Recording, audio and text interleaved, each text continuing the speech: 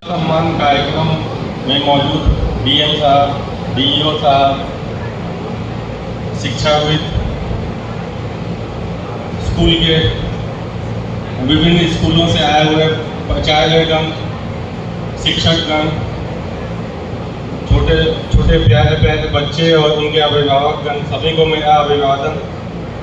ये कार्यक्रम मुख्य रूप से जैसा कि कार्यक्रम का आयोजन जो किया जा रहा है प्रभात खबर जो न्यूज़पेपर है उसके माध्यम से आयोजित किया जा रहा है और ऑर्गेनाइजिंग जो टीम है वो उन्हीं की है, तो उन्हें मैं अलग से धन्यवाद देना चाहूँगा कि इस प्रकार का कार्यक्रम आप लोग के द्वारा आयोजित किया जा रहा है। बचपन में जब हम लोग पढ़ाई किया करते थे तो हम लोग के लिए भी इस तरह के कार्यक्रम जो आयोजित होते थे उसकी काफ़ी उत्सुकता रहती थी और हम लोग भी कोशिश करते थे कि ऐसे कार्यक्रम में शामिल हो पाए और हम लोग को भी किसी स्टेज से सम्मान मिल सके। तो बचपन में तो काफ़ी प्रयास किया कि शामिल हो सके और जनरली टॉपर्स को यहाँ तो फिर भी काफ़ी संख्या में अवार्ड मिल रहा है, लेकिन बचपन में मेरा बचपन जो है बनारस में बीता, तो बनारस में स्कूलों की संख्या भी बहुत ज़्यादा है और कंपटीशन ज़्यादा, हमको लगता है यहाँ के मुकाबले ज़्यादा टफ रहता है। तो कभी भी ऐसा मौका नहीं मिला कि ऐसे कार्यक्रम में हम स्टेज पे पहुँच गए जो सम्मानित हो सकें। तो ऐसे बच्चे जो इसमें सफलता हासिल कर रहे हैं वो अवश्य ही विशेष बच्चे हैं जो कि इसमें सफलता हासिल किए हैं। लेकिन जो बच्चे जो सफलता इसमें हासिल नहीं कर सके, टॉपर्स में मान लीजिए टॉप 1, 2, 3 में नहीं है, उन्हें भी हतोत्साहित होने की आवश्यकता नहीं है। उसके लिए उदाहरण हम सामने में है आपके। कभी भी इंटरमीडिएट लेवल तक तो कभी भी ऐसा मुझे मौका नहीं मिला कि हम स्टेज पे पहुंच सके और टॉप 3 का जो अवार्ड होता है डिस्ट्रिक्ट लेवल का वो कभी ले सके। लेकिन ये भी नहीं था कि हम एकदम खराब बच्चे थे, पढ़ने लिखने में मन लगता था, ध्यान देते थे पढ़ाई पे, लेकिन टॉप 10 में तो आते थे लेकिन टॉप 3 में नहीं आ पाते थे। ये हमेशा इसी तरह का सिचुएशन रहता था। लेकिन जो भी कंपटीशन दिए उसमें अपना जो भी था सर्वस्व समर्पण करके तैयारी की, लक्ष्य केंद्रित करके तैयारी की और कोई भी ऐसा कंपटीशन नहीं रहा जिसमें कि बैठे और सफलता नहीं मिली।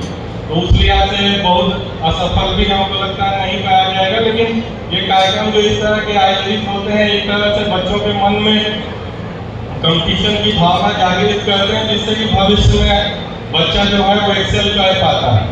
ये 10th लेवल या 12th लेवल का जो एग्जाम होता है वो बहुत बड़ा डिसाइडिंग एक फैक्टर होता है जो कि आगे आने वाले दिनों में बच्चों का जो कैरियर है वो गाइड करता है। इस समय अगर बच्चे एकाग्रचित्त होकर के अपने कैरियर के प्रति समर्पित होकर के अगर डिसिप्लिन तरीके से अपना कैरियर बनाने में लग जाते हैं तो वो अवश्य कहीं ना कहीं सफलता अर्जित करते हैं। तो मैं इस कार्यक्रम में बुलाने के लिए धन्यवाद देना चाहूँगा। 2-3 चीज़ और हम कहना चाहेंगे, थोड़ा समय हो सकता है लगे, लेकिन ऐसा स्टेज मिला है तो हमको लगता है कि बोलना आवश्यक है।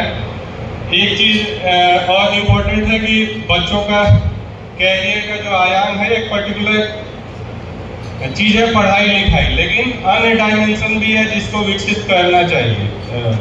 हम लोग का जो पीढ़ी था उस समय तो एक तरह से समझिए कि और सारे आयाम उतने खुले हुए नहीं थे, उतने स्टेज खुले हुए नहीं थे, उतने प्लेटफॉर्म अवेलेबल नहीं थे कि बच्चों का अन्य फील्ड में डेवलपमेंट हो सके, अन्य कैरियर पाथ आदमी चुन सके। लेकिन आज के डेट में अपने देश में काफ़ी तरक्की हुई है और कई सारे कैरियर पाथ अवेलेबल है।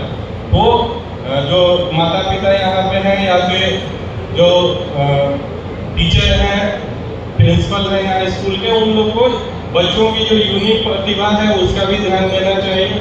हो सकता है कि बच्चा पढ़ाई लिखाई में उसका कम मन लगता हो, उसका हो सकता है कि अन्य म्यूजिक में ज़्यादा इंटरेस्ट है, किसी पर्टिकुलर खेल में ज़्यादा इंटरेस्ट है, उसको भी नर्चर करना आवश्यक है, उसको सपोर्ट देना आवश्यक है। तो वो चीज़ भी सभी को ध्यान देना चाहिए और कैरियर का हर आयाम जो है उस पर कोशिश करना चाहिए कि हर फील्ड में उसकी जो नेचुरल टैलेंट है उसको चिन्हित करके उसको विकसित करने का प्रयास करना चाहिए। एक और इम्पोर्टेंट चीज़ है उसको उसके बारे में हम शॉर्ट में बोलना चाहेंगे। एक हम लोग जब छोटे थे तो उस समय मोरल साइंस का एक क्लास होता था। मोरल साइंस का क्लास हमको लगता है अभी भी चलता होगा, लेकिन हमको लगता है फोकस थोड़ा कम हुआ है। फोकस थोड़ा कम हुआ है क्योंकि समाज में जो है वो डिग्रेडेशन, खासकर नई पीढ़ी में उसको ले मोरल वैल्यूज को लेकर के डिग्रेडेशन काफ़ी देखने को मिल रहा है। तो यहाँ पे एक अच्छा फोरम हमको मिला है, इसके माध्यम से हम सभी से आग्रह करना चाहेंगे कि उस पर सभी लोग ध्यान दें। कई सारी चीज़ें हैं जो कि लीगली हो सकता है कि गलत नहीं होती है। लीगली अगर कानून के एकदम स्ट्रिक्ट सेंस में जाइएगा तो हो सकता है गलत नहीं, लेकिन मोरली गलत होता है। जैसे कि झूठ बोलना पाप है, ये सभी लोग बोलते हैं, लेकिन इसके संबंध में आज के डेट में कोई ध्यान नहीं देता। हमको लगता है मोरल एजुकेशन का ये एक बहुत महत्वपूर्ण पार्ट है। झूठ बोलना पाप है। महात्मा गांधी को इतनी ख्याति क्यों मिली? इसी को लेकर के मिली, क्योंकि वो एक उनके